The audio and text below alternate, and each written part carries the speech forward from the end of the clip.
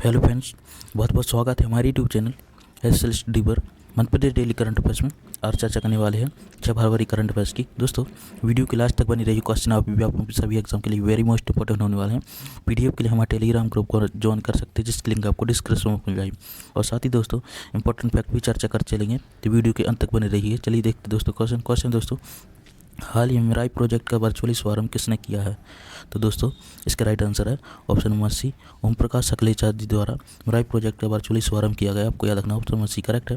Detail में चर्चा करें दोस्तों, तो नीमच जिले के जावद विकासखंड के 20 हायर सेकेंडरी शालाओं के 60 विद्यार्थियों का चयन प्रोजेक्ट मिराई में जापानी भाषा सीखने के लिए हुआ है। दोस्तों, सूक्ष्म लघु मध्यम उद्यम विज्ञान और प्रौद्योगिकी मंत्री श्री ओम प्रकाश सकलेचा ने प्रोजेक्ट मिराई का वर्चुअली शुभारंभ किया। आपको याद रखना है, प्रोजेक्ट मिराई के अंतर्गत दोस्तों जावद विकासखंड के 200 विद्यार्थियों का चयन किया गया था, जिनका कौशल परीक्षण इन्फोसिस द्वारा ऑनलाइन किया गया था। परीक्षण के बाद मेरिट के आधार पर 60 विद्यार्थियों का चयन किया गया है, जिन्हें 7 फरवरी से जावद विकासखंड के 2 क्लस्टर में प्रतिदिन 2 घंटे ऑनलाइन और ऑफलाइन प्रशिक्षण देकर जापानी भाषा का कोर्स करवाया जाएगा।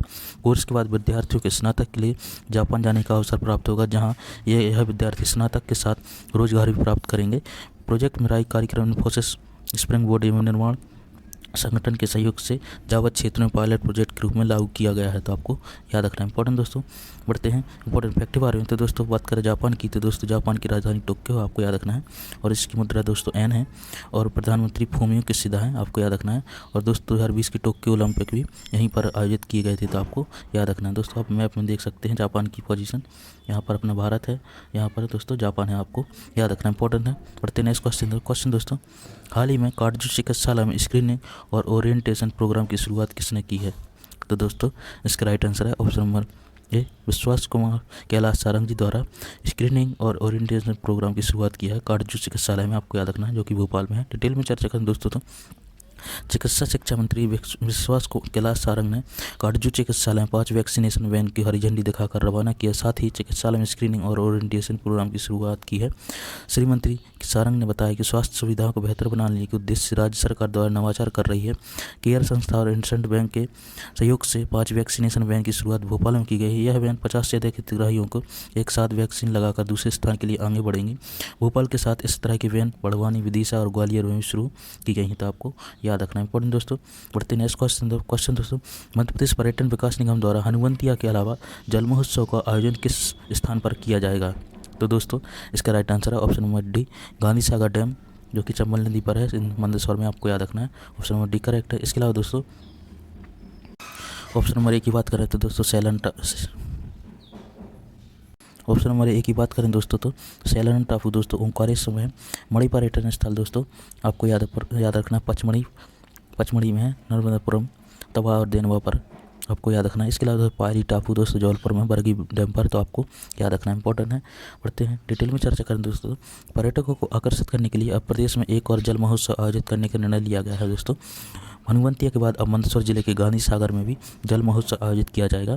इसके लिए न केवल योजनाएं व पैकेज बना लिए गए हैं, बल्कि टेंडर भी जारी कर दिए गए हैं।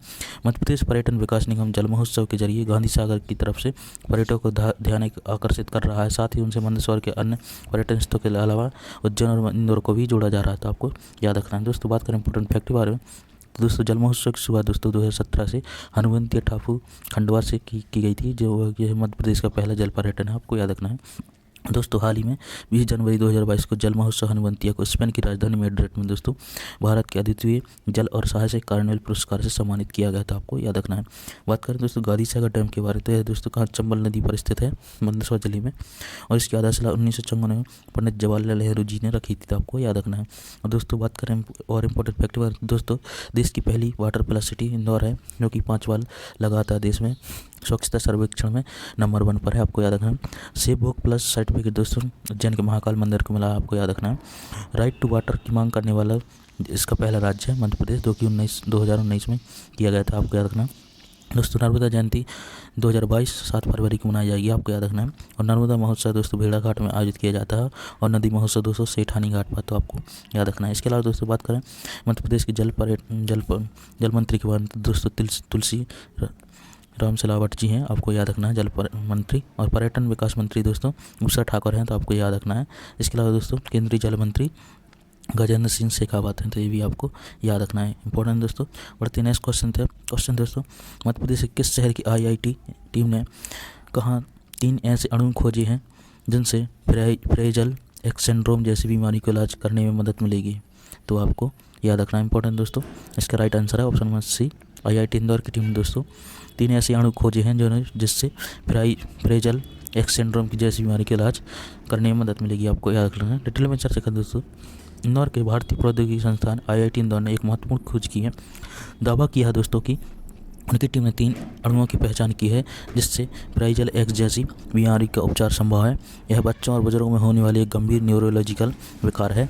टीम ने रिसर्च के दौरान national cancer institute of America की लैब की ओर से 2.5 लाख अणुओं में से 3 अणुओं की पहचान की है। दरअसल IIT के रिसर्चर का दावा है कि दोस्तों IIT इंदौर के bio science professor Amit Kumar की रिसर्च टीम ने 3 अणुओं की पहचान की है। इन अणुओं के फ्रेजल एक्स एसोसिएट सिंड्रोम यानी गतिभंग सिंड्रोम पर काबू पाया जा सकता है, तो आपको याद रखना है, इंपॉर्टेंट दोस्तों। बात करें दोस्तों इंपॉर्टेंट फैक्ट के बारे में, तो दोस्तों आपको याद रखना है वायरस से होने वाले कुछ रोग जो कि एग्जाम में पूछ ली जाते हैं। दोस्तों वायरस से होने वाली है रतौंधी, स्कर्वी, एड्स, डायरिया, मलेरिया, हैजा, खसरा, चेचक और तपेदिक, पीलिया, पेचिस और त्वचा रोग जैसी बीमारियां वायरस से होने वाले रोग हैं, तो आपको याद रखना है, इंपॉर्टेंट। इसके अलावा दोस्तों बात करें बैक्टीरिया से होने वाली कुछ बीमारियाँ, दोस्तों meningitis, pneumonia, TB, cholera, strep throat, food poisoning आदि शामिल है, तो ये भी आपको याद रखना। कभी कभी एग्जाम में ऐसे क्वेश्चन पूछ ली जाती है, तो आपको याद रखना इंपॉर्टेंट दोस्तों। बात करें दोस्तों इंपॉर्टेंट क्विक रिवीजन के बारे में, तो दोस्तों 5 फरवरी करंट अफेयर्स क्विक रिवीजन करते हैं। क्वेश्चन दोस्तों, हाल ही में शिवपुरी का नया नाम क्या रखा जाएगा? तो दोस्तों इसका राइट आंसर है ऑप्शन नंबर सी, कुंडेश्वर धाम शिवपुरी का नया नाम रखा जाएगा, आपको याद रखना है।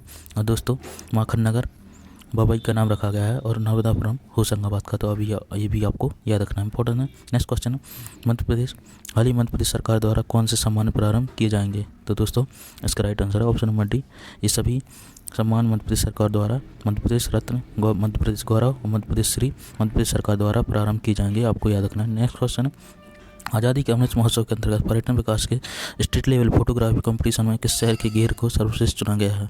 तो दोस्तों इसका राइट आंसर है ऑप्शन नंबर बी, इंदौर की घेर को इसमें सर्वश्रेष्ठ चुना गया है, आपको याद रखना है। नेक्स्ट क्वेश्चन है, मध्य प्रदेश के राज्यपाल मंगूभाई पटेल और गृह मंत्री डॉक्टर नरोत्तम मिश्रा द्वारा शिल्प उपवन का उद्घाटन मध्य प्रदेश में कहाँ किया गया है? तो दोस्तों इसका राइट आंसर है ऑप्शन नंबर बी, होमगार्ड मुख्यालय में दोस्तों शिल्प उपवन का उद्घाटन किया गया है, आपको याद रखना है। दोस्तों कल आपसे क्वेश्चन पूछा था हाल ही में शिवपुरी का नया नाम क्या रखा जाएगा? तो दोस्तों इसका राइट आंसर था ऑप्शन नंबर सी, कुंडेश्वर धाम, आपको याद रखना है। आज के लिए अपनी क्वेश्चन है, मध्य प्रदेश पर्यटन विकास निगम द्वारा हनुवंतिया के अलावा जल महोत्सव का आयोजन किस स्थान पर किया जाएगा? तो दोस्तों इसका राइट आंसर कमेंट बॉक्स में देना है। दोस्तों यह था हमारा current affairs video, I hope आपको पसंद आया होगा। ऐसे इंपॉर्टेंट करंट अफेयर्स की हमारे चैनल को सब्सक्राइब कर लें, वीडियो को लाइक जरूर करें दोस्तों, अपने दोस्त से शेयर जरूर करते रहें। चलिए मिलते हैं नेक्स्ट वीडियो में ऐसे इंपॉर्टेंट करंट अफेयर्स के साथ। Thanks for watching, Vande Mataram.